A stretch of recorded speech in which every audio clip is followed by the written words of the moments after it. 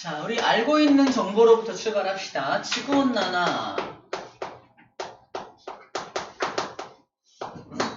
지구가 온난해지는 현상입니다. 따뜻해진다는 얘기야. 왜?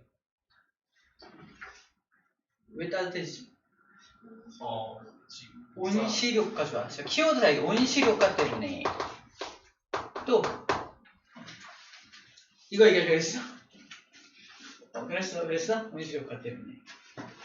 쌤이 자꾸 썰렁한 개그를 하는 이유는 지구를 위해서예요.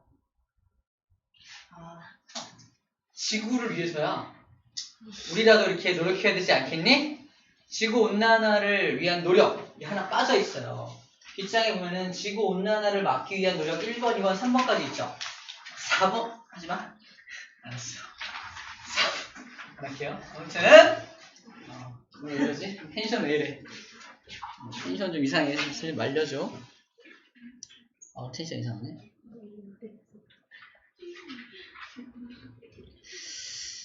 자, 지구온난화는 그 온실효과 때문인 거 맞아요. 온실효과. 온실효과는 뭐지? 넌 누구니? 온실효과 누구지? 뭐지? 지구가 온실처럼 변하는 효과입니다. 온실. 그럼 온실 가봤나요? 온실. 따뜻한 곳이잖아. 식물원 같은 게 온실이잖아. 지구가 대기가 없다면 낮에는 엄청 뜨겁고 밤에는 엄청 추워요. 마치 달처럼 엄청 차갑고 엄청 뜨겁습니다. 낮에 기온은 200도, 밤의 기온은 영하 200도. 평균 온도 차이는 400도의 온도 차를 보입니다. 사람 할 수 있다 없다? 못 산다. 근데 요 바람이 불면서 따뜻한 공기는 추운 곳으로 날라주고 추운 공기는 따뜻한 곳으로 이렇게 이동하고 이렇게 에너지 불균형을 해소시켜줍니다. 에너지의 불균형을 해소시켜주는 녀석 첫 번째가 바로 대기예요. 대기가 돌면서 공기가 돌면서 이런 에너지 불균형을 해소시켜주는 거야. 여기는 적도 0도입니다. 0도인 지역은 뜨거워요, 더워요? 같은 말이죠. 네, 그래서 되게 더워요. 그죠? 뜨거워진 이 공간에서 차가운 곳으로 대기가 이동해서 에너지 불균형을 맞춰준다는 거야. 다른 표현법으로 저위도에서 몇 도? 90도인 고위도로 따뜻한 공기가 이동을 합니다. 맞죠? 고위도에서 저위도로는 차가운 공기가 이동을 하겠네요. 서로 교환을 하면서 에너지의 불균형을 해소가 아니라 해소시켜줍니다. 첫 번째가 대기가 그 역할을 하고요. 좀 따뜻해진 바닷물도 고위도로 올라가죠. 바로 해수입니다. 대기와 해수가 에너지 불균형을 해소시켜주는 두 가지 요소입니다. 지구의 에너지 불균형은 이 두 녀석이 에너지 불균형을 해소시켜줍니다. 근데 이 대기가 에너지 불균형만 해소시켜주는 게 아니라 여기 대기 중에 있는 이산화탄소, 수증기, 메탄가스 같은 것들이 무슨 효과를 일으키냐면 온실 효과를 일으키는 기체입니다. 문제! 온실 효과를 일으키는 기체 이름은 온실 기체 정답. 제가 전혀 힌트를 주지 않았는데 온실 효과를 일으키는 기체 뭐라 한다? 온실기체. 온실기체 잠깐 체크할까요? 온실기체 수증기 위에서부터 네 번째 줄에 있습니다. 수증기, 이산화탄소, 메테인, 산화이질소, 오존, 클로로플루오로탄소죠. 다 기억할 필요는 사실 없는데 되게 중요한 수증기, 이산화탄소, 메테인, 쌤이 쓴 이 세 가지 있죠. 이 세 가지는 꼭 기억해야 될 부분입니다. 이런 온실기체가 대기 중에 있다 없다? 있다, 있어. 이런 온실기체 때문에 어떤 일이 벌어지냐면 태양에서 태양복사 에너지가 지구를 향해 옵니다. 대기가 없다면 그냥 튕겨나가거나 잠깐 흡수했다가 지구복사로 바로 나가버리는데 태양복사 에너지가 지구에 흡수가 되었다가 지구복사 에너지로 나갈 거 아니야. 이렇게 나가다가 온실기체에 부딪히면 다시 아래쪽으로 튕겨냅니다. 온실기체의 역할은 대기 중에서 다시 열이 빠져나가지 못하고 다시 지표면으로 한 번 더 튕기게 만들어주는 역할을 하는 거야. 그렇다면 지표면이 한 번 더 달궈지겠네. 지표면이 한 번 더 달궈지니까 지표면이 조금 더 따뜻해집니다. 조금 더 따뜻해지는 효과가 뭐다? 온실 효과 이거야.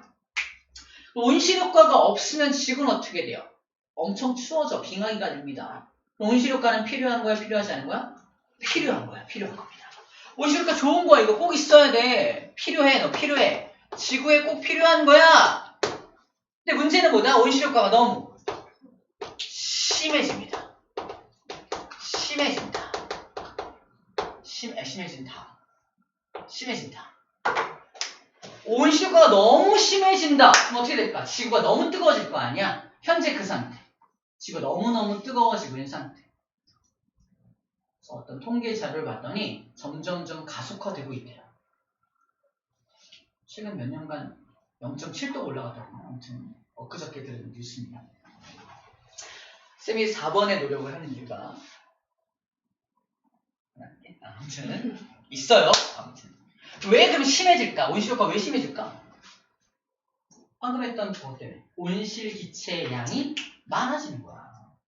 온실 기체. 그 중에 누가 제일 주범이다? 이산화탄소가 제일 주범입니다. 이산화탄소가 왜 주범이냐? 이산화탄소는 잘 생각해봐. 이거 심화 개념인데 우리도 이산화탄소를 내뿜죠? 우리가 내뿜은 이산화탄소는 식물이 흡수해서 광합성합니다. 광합성도 호흡하죠? 아니 식물도 호흡하죠? 이산화탄소 내뿜죠? 그래서 우리가 내뿜는 이산화탄소는 현재 생태계에서 자연적으로 순환돼요. 이산화탄소가 많아질 이유가 없다는 거야. 이해됩니까? 여러분 계속 숨 쉬어요. 우리가 문제가 아니야. 우리가 숨 쉰 모든 이산화탄소는 다 이 현재 생태계 안에서 다 재순환됩니다. 그럼 왜 이산화탄소 많아지는 거지? 과거 생태계. 아주 오래전에 묻혔던 이산화탄소. 지질시대 때 묻혔던 그 이산화탄소가 지금 꺼내서 태우고 있는 거야. 우리 뭐 한다고 표현한다? 화석 연료를 연소시킨다. 이게 현재 생태계와 과거 생태계를 좀 분리해서 생각해야 그래서 현재 생태계의 이산화탄소의 양이 점점 늘어나고 있구나를 이해할 수 있습니다. 이해돼요? 이해됩니까? 이게 물질을 항상 순환되어야 하는데 과거 생태계에 묻혔던 게 지금 나오고 있다는 게 가장 큰 포인트라는 거죠. 이해되죠? 심화 개념이라고 말하는 게 바로 이런 이유입니다. 그래서 우리가 이산화탄소만 갖다 뭐라 그런 이유가 뭐냐? 이산화탄소는 바로 화석 연료를 연소시킬 때 나오는 거잖아. 화석 연료를 연소시켜서 나오는 그 이산화탄소를 주범이라고 말하는 거야. 그래서 우리가 내뿜는 이산화탄소는 주범이 아니야. 그죠? 우리가 내뿜는 이산화탄소는 이거는 범인이라고 말하지 않고 화석 연료를 연소시켜서 나오는 것만 이제 범인이다라고 말하고 있는 겁니다. 왜? 과거 생태계 거니까. 이래요. 이런 게 약간 심화 개념으로 생각해 주면 돼요.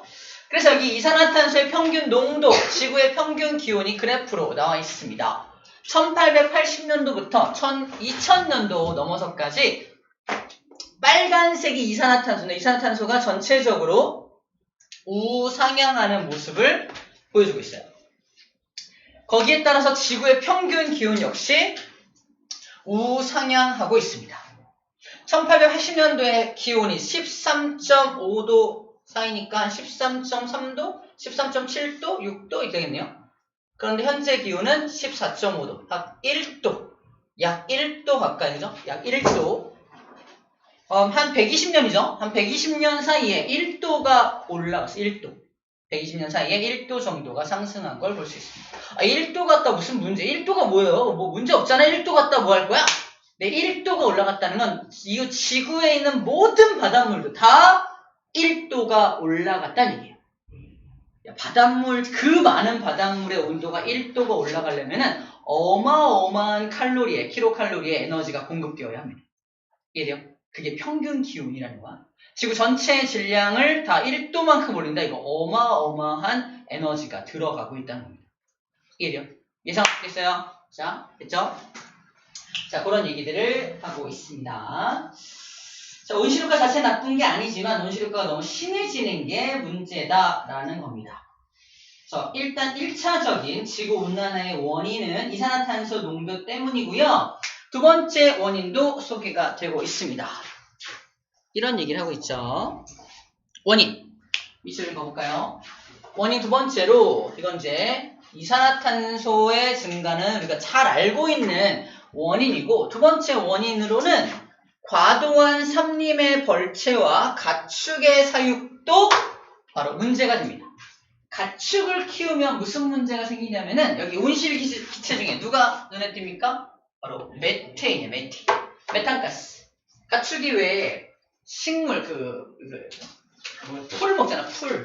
자, 가축이, 소나 돼지가 풀을 먹으면 풀을 소화시키는 과정 중에 메탄가스가 발생을 해요. 앞으로 나오든 뒤로 나오든 어쨌든 메탄가스가 방출이 되면 굉장히 많은 양의 메탄가스가 방출되는 걸로 알고 있어요. 그것 때문에 여기 마찬가지로 대기 중에 많이 쌓이게 되면 문제가 생길 수 있다라고 말하고 있는 겁니다. 그 다음에 과도한 삼림이 벌치된다는 것은 숲을 파괴하는 거잖아. 숲이 이산화탄소를 흡수하잖아. 근데 그걸 파괴해버리면 이산화탄소를 흡수를 못하니까 대기 중에 이산화탄소가 좀 많이 남아있게 되겠네요. 그것도 문제가 되겠죠. 이런 것들이 지구온난화의 원인입니다. 잘 알고 있는 것들이란 뜻이에요. 그럴 수 있겠네 라고 이해해주면 되겠네요. 그럴 수 있겠네. 지구온난화 때문에 무슨 일이 벌어지나 좀 봅시다. 무슨 일이 벌어지나. 잘 알고 있는 것들이 제시되고 있습니다. 첫 번째, 해수면이 상승한다. 왜 해수면이 상승하죠? 제일 먼저 말하는 게 맞아요. 빙하가 녹아서요 라고 말하잖아. 하지만 해수면이 상승하는 비율이, 해수면이 상승하는 걸 100이라고 본다면 100 중에 몇 %를 차지하냐? 빙하가 녹는 건 한 20%? 나머지 80%를 차지하는 게 따로 있어요. 해수면을 상승시키는 더 큰 원인. 해수의 열팽창입니다. 해수의 온도가 올라가면 해수가 에너지가 많아지니까 해수를 이루는 분자와 분자 사이의 거리가 멀어지면서 해수 자체의 부피가 커져요. 해수 자체의 부피가 커지는 게 더 커요. 그래서 여기 나와있죠. 해수의 열팽창. 이게 더 큰 원인입니다. 빙하가 녹는 것보다는 해수가 열팽창하는 비율이 훨씬 높아요. 해수면 상승에 더 큰 영향을 미친다라는 겁니다. 굳이 부등호를 핀다면은 해수 열팽창 융해되는 것보다 해수의 부피가 팽창하는 게 더 큰 영향을 차지합니다. 해수면이 상승하면 우리가 살고 있는 땅의 면적이 줄어들 거 아니야? 땅의 면적이 줄면 거주 공간도 부족해지고 농사짓고 살고 있는 땅도 부족해지니까 곡물 생산량 이런 것도 줄어들게 되겠네요. 여러 가지 또 추가적인 피해가 있을 수 있겠네요. 나와 있습니다. 두 번째, 기상이변이 발생한다. 지구온난화 때문에 지금 기상이변 현상 중인 거예요. 우리나라도. 그죠? 특히 동남아시아, 아시아 지역에 어저께 뉴스에서 봤는데 진짜 어마어마한 온도 차이, 여름에는 엄청 뜨겁고 겨울에 엄청 춥고 이런 것들이 다 기상이변의 현상 중에 하나라고 보면 되겠습니다. 그것뿐만 아니라 집중호우, 그거에 따른 홍수, 어디가 집중호우가 내리면 반대쪽은 아예 비가 안 와요. 그래서 기상이변이 생기면 전부 다 모든 지구 전체가 집중호우가 내리는 게 아니라 어딘가에 집중이 되면 한쪽은 아예 안 옵니다. 아예 안 와요. 그래서 어디는 가뭄이 벌어져요. 그래서 이게 극과 극으로 나눠지는 거예요. 골고루 퍼지지 못하고 극과 극으로 한쪽으로 쏠리는 현상을 기상이변이라고 보면 됩니다. 폭풍, 해일, 대규모 태풍 같은 것도 이제 그때 막 생겨납니다. 기상이변이 발생한다. 세 번째, 생태계의 변화가 생긴다. 아무래도 지구의 기후가 바뀌면 환경이 변하는 거니까 그 환경에 적응하지 못한 생물들은 죽게 되겠죠. 환경에 적응하지 못한, 이 따뜻한 걸 못 참는 어떤 생물은 이제 멸종하게 될 수 있습니다. 멸종하게 되면은 생물 다양성이라는 것이 낮아질 수밖에 없겠죠. 생물 다양성, 즉 종 다양성이 낮아지면 생물 다양성도 낮아지게 돼요. 그렇게 되면 육지에 사는 생물 또는 해양 생태계가 변할 수 있게 되는 가능성에 대한 얘기를 하고 있습니다. 해양의 산성화. 우리 이거 예전에 했던 것 같은데, 이산화탄소가 대기 중에 많으면 물속에 녹아 들어가요. 물속에 녹아 들어가면 뭐가 만들어지냐? 이거 옛날에 했던 건데, 이산화탄소가 물과 만나면 H2CO3라고 하는 탄산칼슘이 만들어집니다. 딱 맞죠? H2CO3 보여요? 탄산이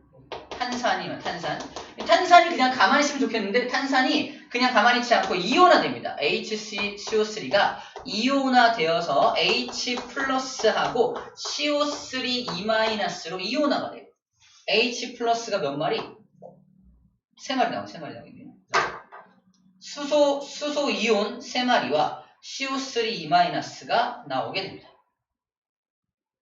그죠? 이렇게 하면 이온화가 돼요. 아무튼 이온화가 돼서 문제가 생깁니다. 이거 H2죠? 2마리 쏘리 EH죠? H2CO3. 그래서 전환량이 딱 맞죠? 그래서 이렇게 H 플러스가 생겨난다는 건 우리 앞에서 배웠던 산성 물질이 생겨납니다. 다시 말해서 해양이 뭐 된다? 해양이 산성화된다. 해양이 산성화되면 뭐가 나쁘죠? 탄산음료가 잔뜩 있는 거 아니야? 먹지 말고. 이 산하고 탄산칼슘이 만나면 이산화탄소 기체가 발생되면서 그 탄산칼슘이 녹아버려요. 다시 말해서 조개 껍데기 갖다 놓고 염산 떨어뜨리면 거품 막 나면서 이산화탄소 발생하거든요. 그게 물속에서 벌어진다고 생각하면 돼요. 물속에 사는 모든 조개 껍데기가 얘 때문에 약해집니다. 다 녹아버려. 그럼 조개가 멸종해요. 조개가 멸종하면 조개를 먹고 사는 뭐 수달, 해달 이런 것들 있잖아. 1차, 2차 소비자 같은 것들. 걔네들도 다 멸종하겠죠. 해양 생태계의 변화가 생기겠네요. 그죠? 해양 생태계의 변화가 생깁니다. 해양 생물의 서식 환경을 바꾼다. 체크할 포인트는 해양이 뭐 된다? 산성화됩니다. 해양이 왜 산성화되는지에 대해서 이러한 화학식으로 물어볼 수도 있겠네요. 화학식으로 물어볼 수 있을 겁니다. 해양이 왜 산성화되는지에 대한 이유입니다. 자, 그리고 말라리아, 댕기열 같은 건 열대지방에서 발생되는 어떤 질병인데 지구 전체가 뜨거워지다 보니까 열대지방에서만 발생되던 질병이 이제는 아열대, 온대 지역까지 올라오는 거야. 그래서 전 세계적으로 확대된다. 여기 포인트가 지역이 확대된다는 게 포인트예요. 열대성 질병이 확대가 돼서 점점 고위도까지 올라온다는 게 포인트가 되겠습니다.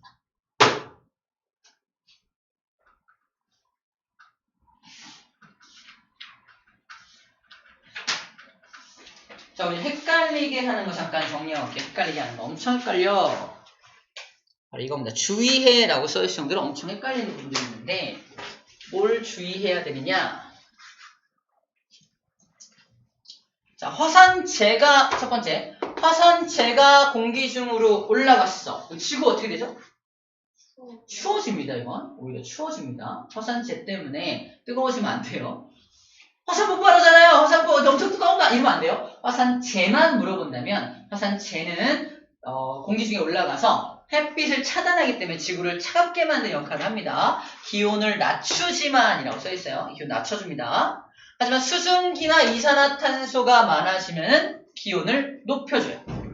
다시 말해서 화산 폭발할 때 재만 나오는 게 아니지. 수증기와 이산화탄소도 방출됩니다. 걔네들은 역할이 뭐다? 오히려 지구를 뜨겁게 만들고 화산재는 차갑게 만들고 둘을 좀 구분해서 생각해줘야 돼. 화산이 폭발하면 어떤 물질들은 지구를 따뜻하게 만드는 물질인 거고 어떤 물질은 지구를 차갑게 만드는 물질인 거야. 오케이? 화산을 하나로 생각하면 안 돼. 화산에 있는 물질을 나눠서 생각할 줄 알아야 됩니다. 두 번째 됐고요. 세 번째 숲이 줄어들면 두 가지를 생각할 수 있어요. 첫 번째 우리가 알고 있는 거 먼저 할게요. 광합성량이 감소되죠. 그럼 대기 중에 이산화탄소가 많이 남아있을 거 아니야. 그럼 지구는 뜨거워지겠죠. 맞네? 지구는 뜨거워집니다. 자, 숲의 면적이 줄어들면 광합성을 많이 못하니까 대기 중에 이산화탄소가 많이 남아서 온실 효과가 심해집니다. 지구 뜨거워져요. 근데 봐봐. 지표면의 반사율의 입장에 생각하면요. 자, 숲의 면적이 줄어들면 태양 에너지가 오다가 지구에 흡수가 돼야 하는데 숲이 없으니까 반사돼 버린단 말이야. 태양에서 오는 에너지 양이 반사돼 버리니까 줄어드는 거야. 태양에서 오는 에너지의 양이, 즉 지구로 흡수되는 에너지 양이 줄어드니까 지구는 차가워져야 돼. 두 가지야. 그래서 숲의 면적이 줄어들면 반사율 측면에서는 지구가 차가워져야 돼. 맞아? 근데 광합성 측면에서는 지구가 뜨거워져야 돼. 맞죠? 숲도 양면성을 갖고 있다는 겁니다. 아까 누구도 양면성 있었죠? 화산도 양면성이 있었죠. 어떤 녀석은 뜨겁게, 어떤 녀석은 차갑게. 숲도 마찬가지. 숲도 양면성을 가지고 있다. 얘기를 하고 있는 거야. 그래서 문제에서 뭘 물어보는 거 정확히 반사율을 갖다 물어보는 건지 숲에 대한 광합성량을 물어보는 건지 구별해서 문제를 풀어줘야 한다는 겁니다. 아시겠죠? 오케이. 그 얘기. 자, 조심해야 된다. 양면성 가진 것들은 조심해야 된다. 그 얘기를 하고 있는 겁니다. 한 번쯤 오늘 수업 들으면서 그럴 수 있겠네라고 이해가 됐다면 충분히 맞출 수 있는 문제들입니다. 아시겠죠? 자, 그 다음 나오는 이슈는 우리나라입니다. 우리나라. 지금 본 그래프는 다 전 세계 평균이고요. 전 세계 평균이고 우리나라는 어떠냐라는 건데 우리나라 한마디로 정리하면 우리나라 전 세계 평균보다 훨씬 높습니다. 전 세계 평균보다 훨씬 높은 상승률, 기온 상승률을 보이고 있습니다. 이유는 간단해요. 급격한 경제 성장. 우리나라 급격한 경제 성장을 했죠. 그만큼 급격하게 성장했다는 건 그만큼 많은 화석 연료를 사용했다는 얘기고 우리나라가 그래서 더 많은 온도 변화를 일으키고 있다는 겁니다. 자, 지구 전체 평균과 우리나라가 있는데 우리나라 까만색이죠. 이렇게 우리나라가 막 최근에 겁나 많이 올라가고 있는 모습 보이고 있습니다. 평균보다. 그 얘기고요. 이산화탄소 농도 역시 급격하게 현재 상승하고 있는 그래프를 보인다라는 거 얘기하고 있고요. 메탄가스, 메탄가스 양도 우리나라가 급격하게 현재 상승 중에 있다라는 겁니다. 우리나라. 물론 2000년도 정도까지의 자료니까 한 20년 전 정도의 자료고요. 지금은 좀 약간 꺾였기를 바라봅니다. 어쨌든 우리나라 그래서 급격히 포인트 이거야. 우리나라는 약 30년간 평균 기온이 급격히 상승하였다. 우리나라는 굉장히 빠른 상승률을 보이고 있다. 전 세계 평균의 2배 이상 빠르게 성장하고 있다. 빠르게 지구를 망가뜨리고 있다. 우리나라가. 인정할 거 인정하자. 뭐 그런 얘기입니다. 자, 마지막 이슈입니다. 그러면 기후변화가 나타나면, 즉 지구가 따뜻해지면 어떤 일이 벌어집니까? 지구가 따뜻해지면 어떤 일이 벌어집니까? 자, 첫 번째, 여름은 길어집니다. 그죠? 겨울은 짧아져요. 여름이 길어지고 겨울은 짧아집니다. 왜? 항상 따뜻하니까. 그렇겠죠? 그럴 수 있겠네. 그 다음에 따뜻하니까 봄꽃 입장에서 겨울이 짧으니까 금방 봄이 찾아오는 거야. 그죠? 그래서 원래는 3월 달에 꽃이 펴야 되는데 2월 중순에 꽃이 피고 막 그래요. 그럴 수 있겠죠. 따뜻해지니까. 그래서 봄꽃의 개화 시기, 꽃이 피는 시기가 점점 빨라진다는 것도 가능한 일이 되게 돼요. 그리고 아열대 기후가 뭐냐면 열대지방이 있고 열대지방보다는 조금 온도가 낮지만 그래도 좀 따뜻한 거. 그러니까 아열대. 아자가 뭐냐면 약간 그것에 준하는 이라는 뜻이에요. 준하는. 열대지방에 준하는 이런 뜻인데 아열대 기후가 점점점 북쪽으로 올라옵니다. 그래서 우리나라가 아열대 기후가 옛날에 1971년부터 2000년까지 아열대 기후의 라인이 여기가 아열대 기후 라인이야. 뭔 소리야? 이 아래가 아열대고 여기는 온대지방이라는 겁니다. 현재 이런 모습이라는 뜻이야. 근데 이제 2071년이 되면 앞으로 미래죠. 미래가 되면 아열대 기후가 어디로 올라온다? 여기 지역까지 다 이렇게 차지할 거란 얘기를 하고 있는 겁니다. 아열대 기후가. 인천도 역시 여기 있잖아. 인천도 2071년에 아열대 기후가 될 거예요. 인천에 코코넛 나무가 심겨져 있는 모습을 보게 될 겁니다. 아열대. 그래서 여기 옛날에는 이 아래쪽에서 제주도에서만 자랐던 게 지금 막 위로 올라오고 있는 중이야. 현재도 올라오는 중입니다. 이게 아열대 기후가 점점 북쪽으로 확대될 수밖에 없겠네요. 점점 따뜻해지니까. 자, 같은 얘기야. 농작물의 재배지가 아열대 기후에서만 자라던 재배지가 점점 올라오니까 위에서도 농작물을 재배할 수 있겠죠? 농작물 재배지가 변화되고요. 연안의 수온이 상승한다. 지구 전체적인 온도가 올라갈 뿐더러 온도가 올라갈 때 육지가 먼저 온도가 올라갈까? 바다가 먼저 온도가 올라갈까? 비열 차이 때문에 육지가 먼저 올라가. 그러니까 육지가 먼저 온도가 쫙 올라가면 육지 근처에 있는 그 바다 먼저 온도가 올라갑니다. 그래서 이런 말 써있는 거야. 어디 갔어? 연안의 수온이 상승한다. 연안이 뭐다? 육지 바로 근처에 있는 바닷물을 연안이라. 해안가. 연안의 수온이 먼저 상승해서 거기에 먼저 난류성 어종들이 많이 살게 되겠죠. 옛날에 저 밑에 있죠. 제주도에서만 잡히던 게 이제 연안 바닷가 근처에서 막 잡혀. 그죠? 우리 그런 일이 발생할 수 있다라는 말을 하고 있는 겁니다. 뭔가 지구 멸망, 그죠? 지구 멸종 시나리오를 듣는 것 같죠? 그죠? 많이 들었던 얘기지만 또 새로워요, 그죠? 자, 그래서 인간들의 활동 때문에 이렇게 지구온난화가 발생되고 있기 때문에 인간들의 합리적인 활동으로 또 지구온난화를 좀 늦추거나 저지하거나 또 반대로 만들 수도 있는데 4번은 설명하지 않고 3번까지만 설명을 할게요. 지구온난화를 막기 위한 노력입니다. 가장 포인트는 뭐다? 온실기체 배출을 줄여야 한다는 게 포인트고요. 온실기체 배출을 줄이기 위해서 화석연료 사용을 억제한다. 그래서 화석연료를 안 쓰고 어떻게 살 수 있나요? 대체제를 개발합니다. 대체제. 화석연료 대신에 사용할 수 있는 걸 사용하면 됩니다. 자, 대체제. 그래서 태양광, 태양열 발전, 지열 발전, 바람 등을 이용해서 이제 신재생 에너지, 전기를 만들어내게 됩니다. 또는 에너지 효율을 높여. 에너지 효율을 높이면 적은 화석연료를 사용하고도 굉장히 많은 에너지를 만들어낼 수 있을 테니까 화석연료 사용량을 좀 줄일 수가 있겠네요. 쌤도 기름을 한번 넣으면 10만원 정도 기름이 들어가요. 600km 정도 타거든요. 600km. 근데 이 효율을 높여. 엔진을 겁나 좋은 엔진을 개발해서 10만원씩 딱 넣었어. 근데 막 1200km, 600이나 2배 이상의 어떤 그런 효율을 보인다면 쌤이 화석연료를 사용하는 양이 아무래도 많이 줄겠죠. 반으로 줄 거 아니야. 그런 식으로 에너지 효율을 높이면 아무래도 화석연료 사용이 좀 줄어들겠다라는 겁니다. 숲의 면적을 늘립니다. 이거는 뭘 위한 거다? 광합성량을 늘리기 위한 거예요. 광합성량을 늘려서 이산화탄소를 줄이기 위한 노력입니다. 그 다음에 여러가지 국제적인 협약, 파리협정을 비롯하여 국제적인 협약 등을 가입하고 협약을 이행하기 위한 노력들을 해야 합니다. 알겠죠? 뭐 어려운 일은 없습니다. 뭔가 기후협약, 파리협정 이런 거 딱 보면은 이제 지구온난화와 관련된 협정이구나 라는 어떤 그런 이미지만 가지면 되겠어요. 개념학의 문제 풀어봅시다.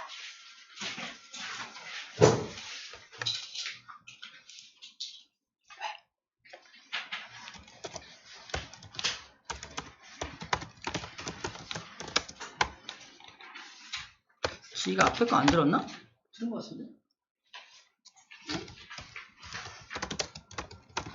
확인해 볼게요.